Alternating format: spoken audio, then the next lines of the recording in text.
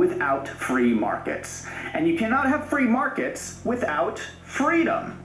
Without elections, you are not free. So this is absolutely important to talk about. So let us start with the new indictment of President Trump in Georgia. This is a massive indictment. It basically throws everything at Trump, including the kitchen sink. It claims that everything, including tweets, phone calls, news broadcasts, were part of a conspiracy to overturn the 2020 election. The problem is that there does not seem to be a crime. These are all the same actions that many people have done before to contest elections. There cannot be a conspiracy without a crime. The crime was, allegedly, what Donald Trump calls the perfect phone call. But this call can be interpreted different ways. To convict someone, you have to convince a jury beyond a reasonable doubt that they are guilty. Well, if the phone call can be interpreted in different ways, that gives me some doubt. It's not a crime to complain about an election. That's called free speech, which is protected under the Constitution. It seems to me like this is an extremely weak case brought for political reasons. The craziest thing is that I think this case in Georgia will actually work to Donald Trump's advantage. He's been trying for years to adjudicate the 2020 election in open court. Now he's getting that chance. He will be able to submit evidence showing corruption in Georgia elections and discuss it in the court case televised to the world. Do the Democrats realize that they just gave Trump the biggest possible platform to tell his side of the story? I don't see how he can possibly be convicted after he presents his case that there was actual election fraud going on. What Trump also has in his favor is that each week, more evidence is coming to light about fraud in the 2020 election. Every time this happens, it is proving Donald Trump right. This brings us to the story published last week by the Gateway Pundit. They obtained a police report from Michigan. This was from an investigation that occurred roughly 1 month before the 2020 election took place. The police were investigating election fraud. This was not some small investigation. This was a long and detailed report with the involvement of the Michigan Secretary of State and Attorney General. According to the report, a city clerk noticed that a woman dropped off 8,000 to 10,000 new voter registration forms. That's strange. Why would one person possibly drop off so many forms for new voters? Not only that, when they looked at the forms, it looked like the handwriting was the same on many of the forms, and the addresses listed did not actually exist. Also, the signatures on the forms did not match the signatures on file with the Secretary of State. The police report explains that they showed the forms to an analyst at the Secretary of State's office, and she confirmed that many of the forms were clearly fraudulent. This seems very suspicious. What's going on? You have to realize the Attorney General of Michigan, Dana Nessel, has been saying to this day that there is no evidence of widespread voter fraud in Michigan in the 2020 election. Why didn't she tell us about this police report? It seems like she is lying. Keep in mind that this is the same Attorney General who is right now trying to put Republicans in jail for creating an alternative slate of electors, something that has been commonly done in previous elections. So she is prosecuting Republicans for fake election crimes, but ignoring the Democrats for real election crimes. That is corruption.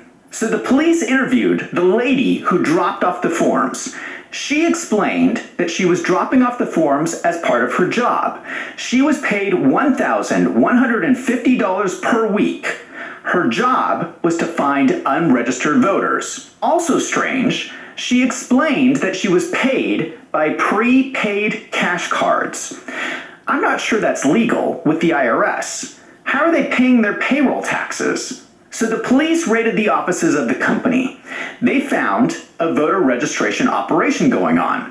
There was a table covered with voter registration applications, computers, semi-automatic rifles, and pistols. What?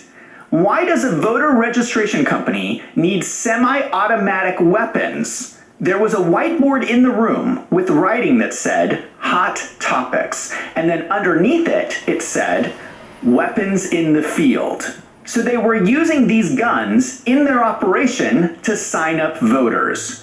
Was this voter intimidation? The police investigation happened in Michigan, but it was clear that this was a multi-state operation. The case was turned over to the FBI, which normally handles multiple state crimes.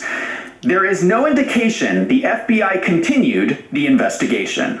The Gateway Pundit contacted the police lieutenant who wrote the leaked police report, and he stands by the report saying, "The report speaks for itself." So this is a confirmed instance of voter fraud that has been covered up by the FBI. The implications of this are very significant. This operation was part of a company called GBI Strategies, which was Democrat funded and operated out of 20 states during the 2020 election.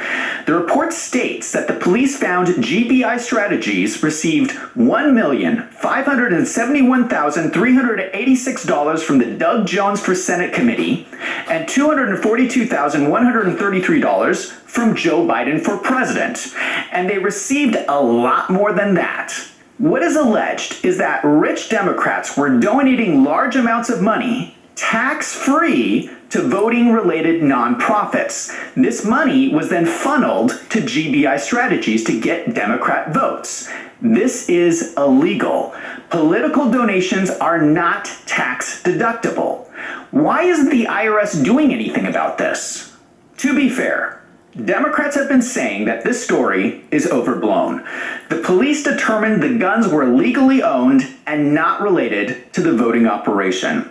They say that the evidence shows how safe our elections are because we stopped the fraud. They explain that no arrests were made because the FBI took over the case. But here is the problem with what the Democrats are saying. There is actually no way to tell if they did stop the fraud. We need to check if those 10,000 voter applications were actually used in the election. But when the Gateway Pundit asked for the applications so they could check against the voter rolls, they were denied. 10,000 voter applications are being held in secret by the FBI, and they will not release them because it is a pending investigation. So these may actually have been fake votes that were cast in the 2020 election. We don't know.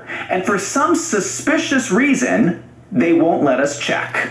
This is where things really get crazy.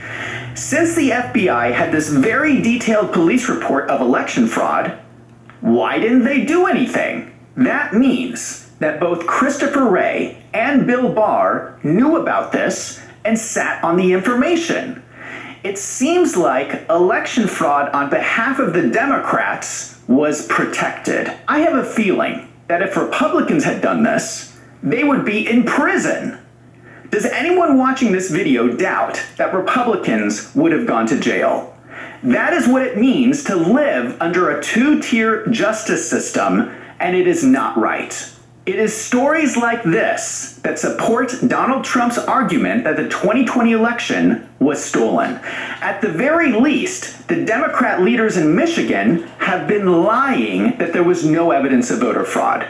So when the government says, just trust us, there was no election fraud, I'm not sure we should trust the same people who have been lying. I have more to say on this topic, but unfortunately, I cannot say it on YouTube because they censor anything related to election integrity. This video is probably already getting censored. Isn't it sad that we no longer have freedom of speech in this country? I cannot speak freely about concerns about government corruption. Luckily, I have my own website where I can say anything I want. So there is a part 2 to this video that is uncensored. It is on my website, wolvesandfinance.com, for members only. Thank you to everyone who has signed up for a membership. For $6 a month, you are helping me to keep making these videos. I'm Zach from Wolves and Finance. Thank you for watching, and I will see you over on the website, wolvesandfinance.com.